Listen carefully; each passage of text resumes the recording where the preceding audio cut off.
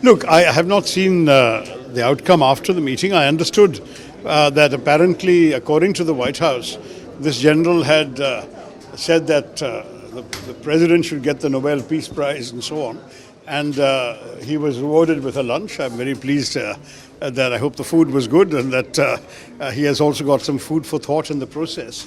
I would hope that in these interactions with the Americans, that they would also remind Pakistan of the great importance of not supporting terrorism, of not providing a safe haven to terrorists, of not enabling, guiding, training, arming, financing, equipping and dispatching terrorists to our country from their soil. This is something which some of the American senators and congressmen who met the Pakistani delegation that was there at the same time that my delegation was there did do. They did tell Pakistan all of this.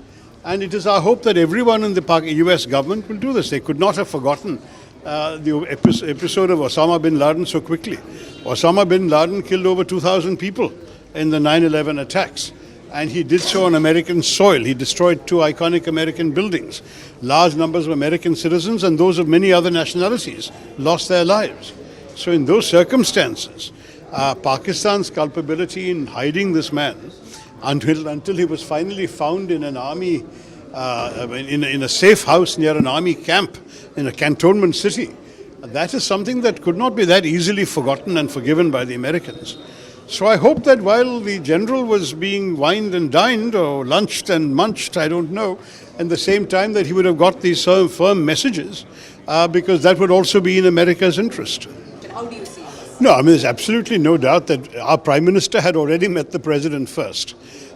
For us, for a parliamentary delegation to be received by the Vice President is itself a significant honor because in some countries, parliamentary delegations only are met by other parliamentarian members or members, in this case, of the US Congress and Senate. We met them also, but we certainly had the privilege of seeing both the Vice President and the Deputy Secretary of State. And in both cases, we gave exactly the message that you have heard the Prime Minister now giving to the President.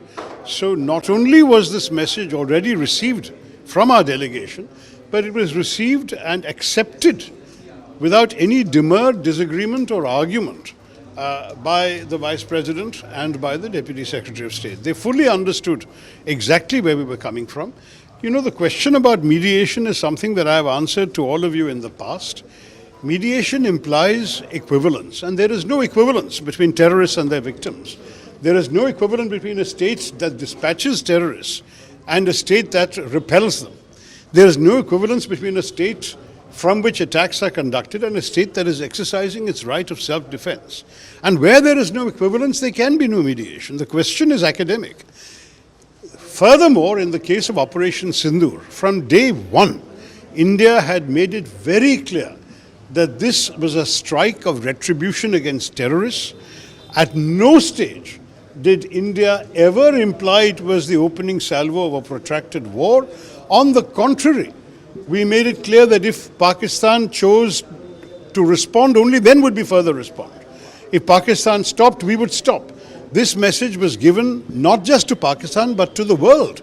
If you watch the daily briefings of the Indian government and the armed forces, during Operation Sindoor, the message was clear. So we never needed persuading to stop. If there was any pressure from American President Trump, that pressure would have only been on Pakistan. It would only have been on General Munir. So maybe that's why he needs to thank. It's not on us. And I think that is something that we must all understand. We welcome any pressure the Americans may have put on Pakistan, but we did not ask for it. We did not request anyone's mediation. What we have done is, we have said, our intention is this: terrorists have attacked our country. We are tired of just only dealing with them on our soil. We are now going to deal with them where they are based, and we are going to hit their bases. If Pakistan wants to rise in defense of terrorists and hit us, we will hit them back. If Pakistan stops, we will stop. Every single day, this was our message. Pakistan offered to stop, we stopped. I don't see any issue there of requiring mediation or requiring pressure on us. And when we explained this in our meetings, it was fully understood, absolutely fully understood. And I can assure you that what the Prime Minister is now reported to have said is the message that we ourselves had given. I personally spoke to the Vice President in the meeting. We have been very diplomatic and correct in not saying all this publicly, but now today I can reveal it.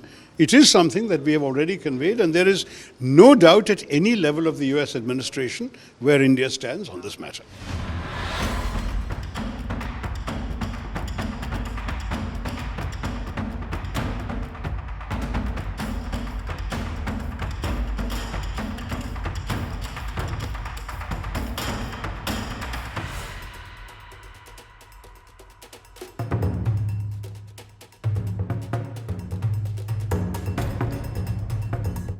In your meeting today with the Chief of Staff of the Pakistani Army, did you talk about Iran? Did that come up? Is there anything you can share from that meeting? Yeah. Well, they know Iran very well, better than most. And they're not happy about anything. It's not that they're bad with Israel. They know them both, actually, but they probably, maybe they know Iran better. But they see what's going on, and he agreed with me. The reason I had him here, I wanted to thank him for not going into the war, just ending the war. And I want to thank, as you know, Prime Minister Modi just left, just a little while ago, just left. And we're working a trade deal with India. We're working a trade deal with Pakistan. And they were both here. But I was with Modi a few weeks ago. He was here, actually. But now we speak to him. And I'm so happy. There was a deal that two smart people, plus, they have people on their staff too, but two very smart people decided not to keep going with that war. That could have been a nuclear war. Those are two nuclear powers, big ones, big nuclear powers, and they decided not. So I was honored to meet him today.